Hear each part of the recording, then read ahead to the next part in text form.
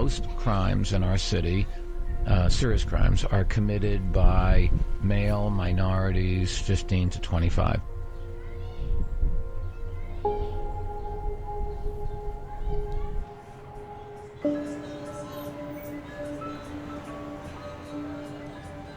Police have to be able to go out and stop, look for those that fit the description after a crime. And if you can't do that, then you just turn over the streets to the criminals.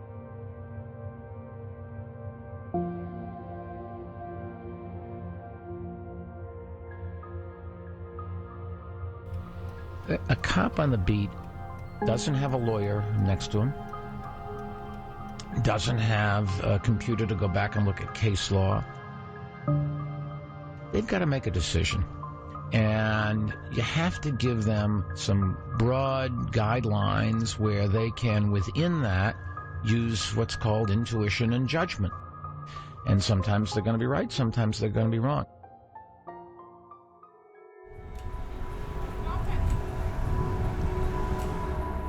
On my way to school, I used to get stopped by the police and searched on every part of this corner.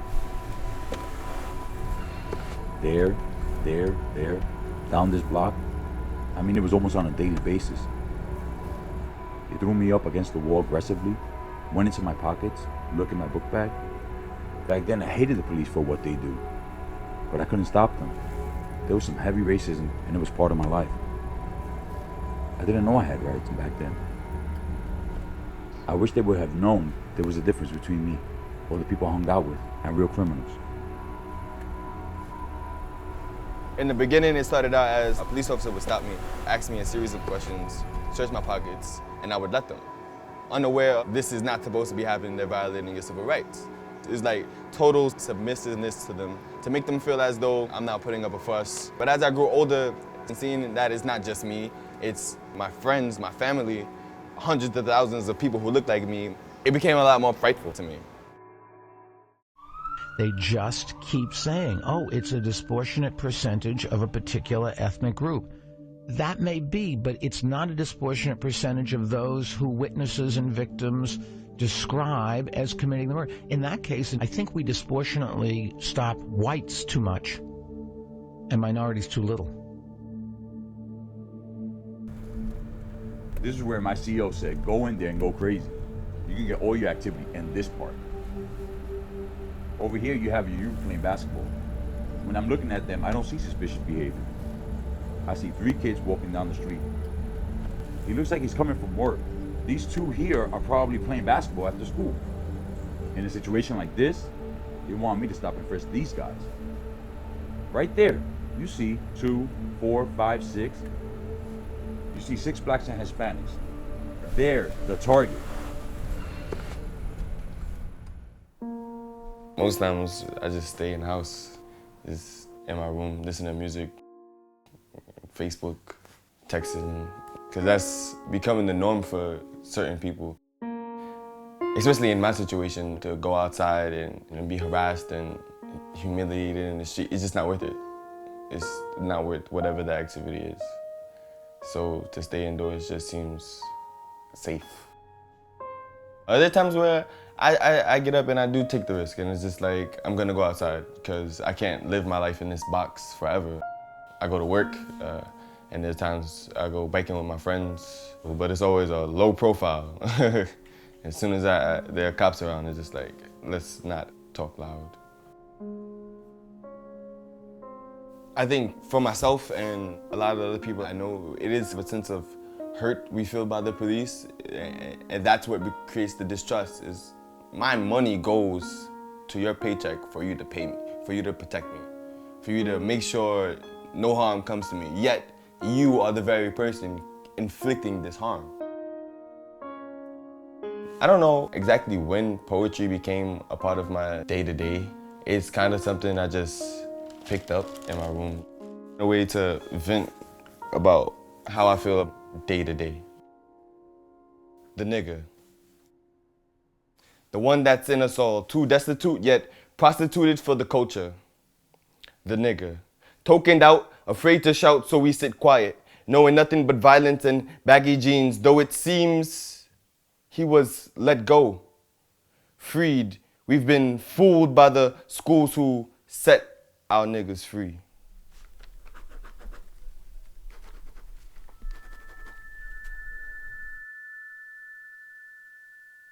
I first got stopped and frisked when I was 13. I'm currently 18. I would say within 5 years, I've been stopped over 100 to 150 times. That could actually be an underestimate. At the time, as a 13-year-old, I didn't really think much of it. Whereas when I got older, I turned 16, I was like, it's because I'm black. And that just became the logic for it. Like, there's no other reasoning. And that's the sad truth. There's no other reasoning. What you making? The pork loin from last night and fried rice. Okay. And we still have the potato salad. Those pork loins were huge yesterday. Tender, falling off the bone and everything. Good. Mommy did it in with that one. It was good.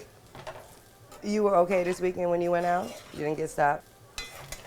Babe, you were okay this weekend when you went out? You didn't end up in a cop car for an hour like you didn't tell me about last time? No, I didn't. I know for a fact he does not tell me everything because he knows I worry. I only hear about it when he's overly affected by it.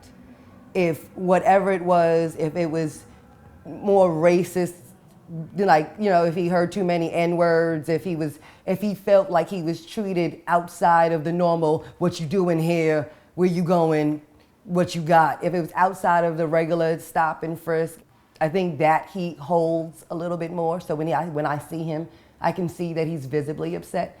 Well, I kind of need to know all of the times, not just what you feel you should tell me when I need to know. I know.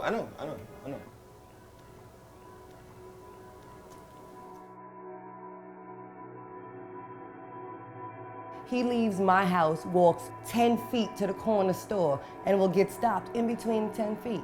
You can't even go to the store without someone deeming that you're a threat to society. What does that say to them? How long will they get treated this way before they decide, yes, I am a threat to the society. You should be afraid of me. The fact that it happens just about every single day is overwhelming and can lead you to lose your head. But then your future ends. It's hard to stay calm when you got somebody slamming your face against the wall. What's the alternative, baby? I know. I'm always Uncle about Gwen said the the same thing. alternative. What's the alternative? What's the alternative? You gonna punch the cop back? I'm and not then gonna what? punch the cop back, but it's just like you want me to stay calm. Like I do. how I'm supposed to stay calm when that's happening? Because that's what How you I'm supposed do. to stay calm The when same they way, throw me the on the same way floor. Martin and them stayed calm when dogs was biting them. The same way he had to stay calm when his house is being set on fire. He is an 18-year-old sophomore in college. He comes out of school with his books in his bag and around his professors, his peers. He is then detained, his book bag upturned, he's pressed up against the wall. Regardless to it just being a regular stop and frisk, no one knows that when they're passing you in the street, you're just one of those guys. And clearly, you did something wrong. So tomorrow, when he goes into class and the professor sees him standing there, what is he going to assume about this child and the life that he's living? Is he going to assume that he just got stopped and frisked because it's a slight inconvenience? Or that this boy probably has some drugs on him, he got a gun on him, he in a gang? As I tell him, everyone that you pass is somebody that you may need to speak to further yourself in life. These are future employers. And all these people that sees him face down on concrete have made an assumption on who you are, regardless of what you've done. Where's the dignity in that? At some point, you take one on the chin. You take a couple hundred on the chin. That don't make it right though. That don't make it okay. No. Like No, you guys keep but it telling me keeps just you alive. like to stay calm and not do anything because y'all worried about my well-being. But if I end up dying and it brings a change, it brings some light to a subject, then my well-being is not of concern. It's change that I'm concerned with. Okay. time out. Let me firstly say that I love that. I love that spirit. I love that you have that sense of people over the sense of self. Side note, you're my baby. And if a life has to be given for the cause, I'm here to say it can't be yours.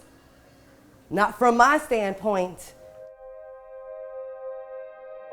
I'm terrified the day when he realizes it doesn't matter how hard he tries, how much he educates himself. I'm terrified for the day he decides it doesn't matter, because everyone is gonna look at him the same way, whether he had a job and went to school and if he sat on a corner. If you get treated the same way every single day, what would be your motivation? You're letting someone affect who you are, what you want.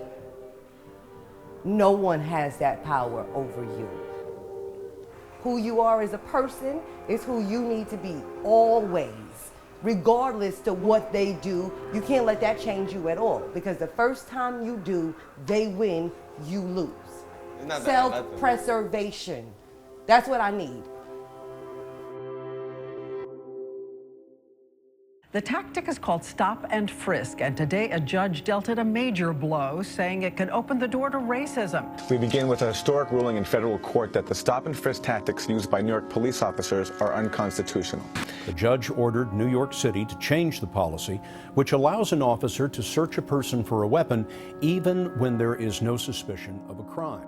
The judge is requiring a monitor to oversee NYPD practices. The mayor has been aggressively defending stop and frisk since the city council passed the Community Safety Act. The legislation includes a pair of bills. One would install Inspector General, which would essentially police the police. The other would expand the public's ability to sue over racial profiling by NYPD officers. The mayor is planning to undermine the city council's vote. Natural performer, guy. His spoken words and form is amazing. A real talented kid. Keeshan, come up here.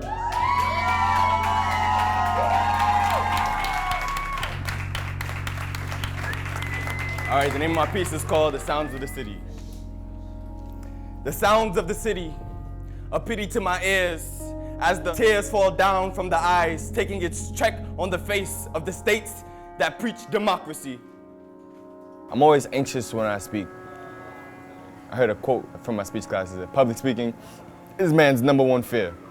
I think it's because we don't ever want to look like a fool or feel inadequate.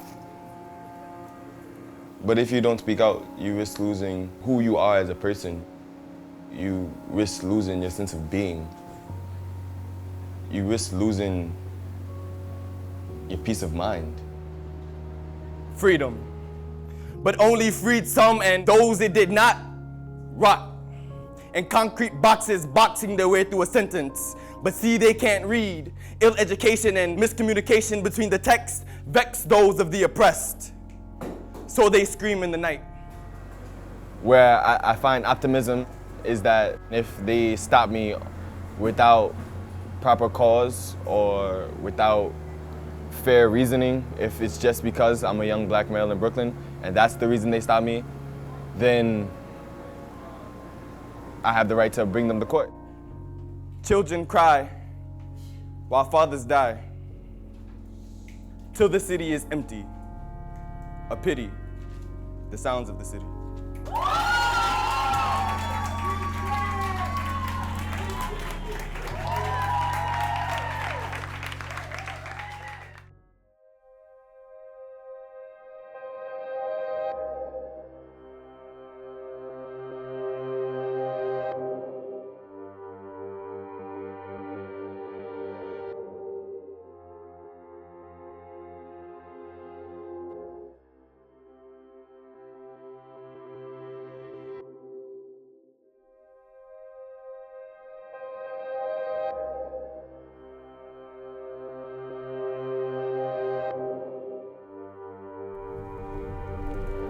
They're just regular people.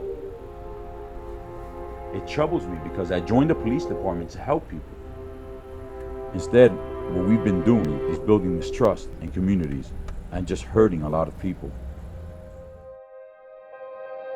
The police have a very important job in society, and a society without law enforcers is a lawless society. It would be anarchy. The problem is most of the cops in the community aren't from the community, so they don't relate to it.